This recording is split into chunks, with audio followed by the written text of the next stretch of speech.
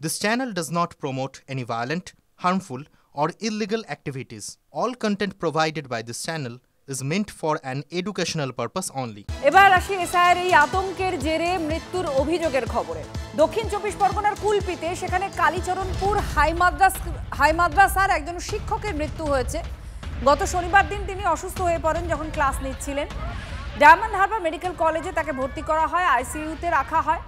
গতকাল তার মৃত্যু হয়। পরিবার দাবি করছে এসআইআর ঘোষণার পর থেকে নাকি আতঙ্কে ভুগছিলেন এই শিক্ষক সাহাবউদ্দিন।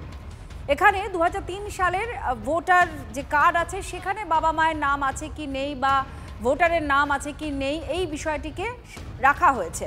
তো সেখানে সেই তালিকায় এই শিক্ষক এবং তার স্ত্রীর নাম নেই, আর সেই জন্যই নাকি মানসিক অবসাদে ভুগছিলেন, সেখান থেকে অসুস্থ হয়ে পড়েন, এমনটাই দাবি এই শিক্ষকের পরিবারের।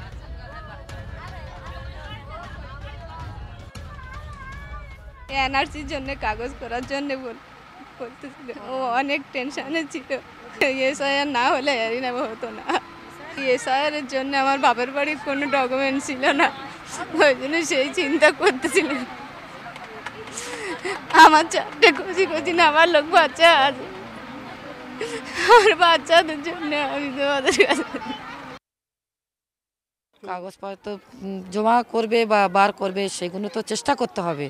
এবার বাচ্চা কাচ্চা আছে, সেই টেনশন মাদ্রাসায় পড়াতে এদিকে ওই টেনশন ঘুরছিল, ওইদিকে আবার ওই এনআরসি টেনশন ঘুরছে। কি করবে, কোথায় যাবে, এই অসহায় কচি বাচ্চাদের যাবে কোথায়?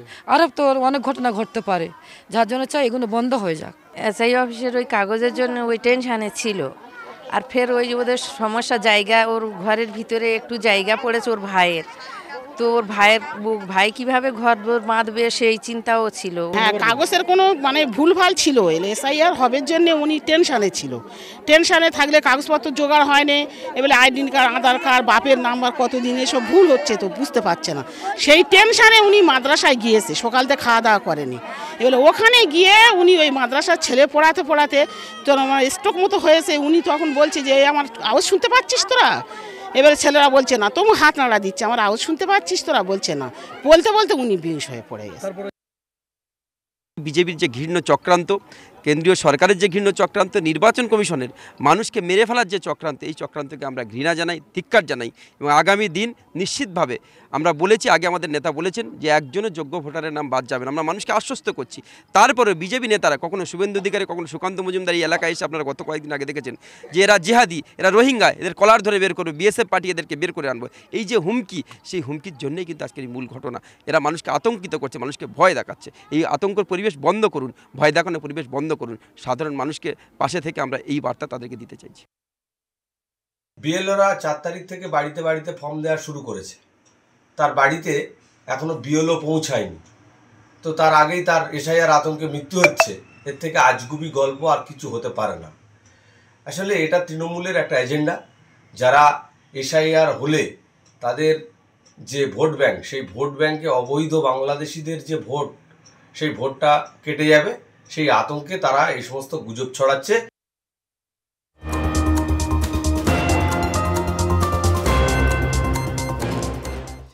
এবার ধূপগুড়িতেও একই রকম অভিযোগ উঠছে। 12ঘড়িয়া পঞ্চায়েতে এক প্রৌঢ়ের মৃত্যু হয়েছে, আর এসআইআর আতঙ্কে হৃদরোগে আক্রান্ত হয়ে তার মৃত্যু হয়েছে বলে অভিযোগ। ভোটার কার্ড তার ছিল না, আতঙ্কে ভুগছিলেন প্রৌঢ়, এই দাবি তার পরিবারই করছে। গতকাল বিএলও বাড়িতে ফর্ম দিয়ে যায়, আর তারপরেই নাকি তিনি অসুস্থ বোধ করেন। এসআইআর আতঙ্কে অসুস্থ হয়ে তার বাড়িতে মৃত্যু হয় দাবি করছেন পরিজনরা। ঘটনাটা হয়েছিল ওই যে এসে নিয়ে আসে, হ্যাঁ এসে নিয়ে এসে আমার শ্বশুর আর কি একটু অসুস্থ থাকলেও একটু আর কি ছিল সুস্থ। যখনই শুনলো যে এটা নিয়ে হচ্ছে, তখন আর কি ঘাবড়ে লোকটা আর কি হঠাৎ করে ওরকম হয়ে গেল। আপনার শ্বশুরের কি নাম রয়েছে? আপনার শ্বশুরের কি ভোটার কার্ড রয়েছে? Voter card? ভোটার কার্ড নেই, সেই জন্য আর কি ভাবতেছে এখন এটা আসলো কি হবে, এই টেনশনে আর কি আমার শ্বশুর আর কি এরকম।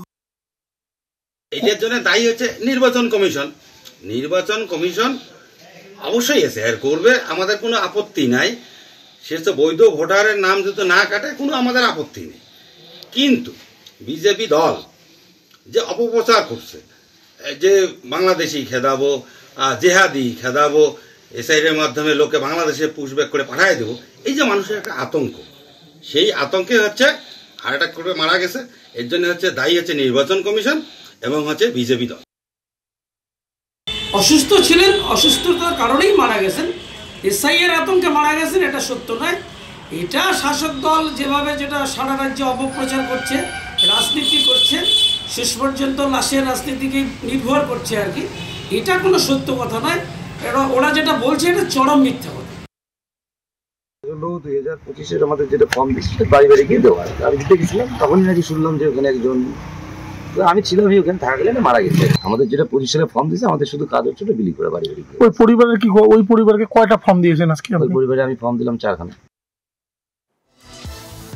মুর্শিদাবাদেও এক অভিযোগ উঠে এসেছে। এসআইয়ের আতঙ্কে একজনের মৃত্যু হয়েছে, তিনি আত্মহত্যা করেছেন এমনই অভিযোগ। বহরমপুরে বাড়ির কাছে ঝুলন্ত দেহ, গাছ থেকে ঝুলছে দেহ, এমনই দেহ পাওয়া গিয়েছে এবং মৃতের নাম তারক সাহা। বাবার নথি না থাকায় তিনি আতঙ্কে ভুগছিলেন, এমনটা দাবি করছেন স্থানীয় তৃণমূল নেতৃত্ব।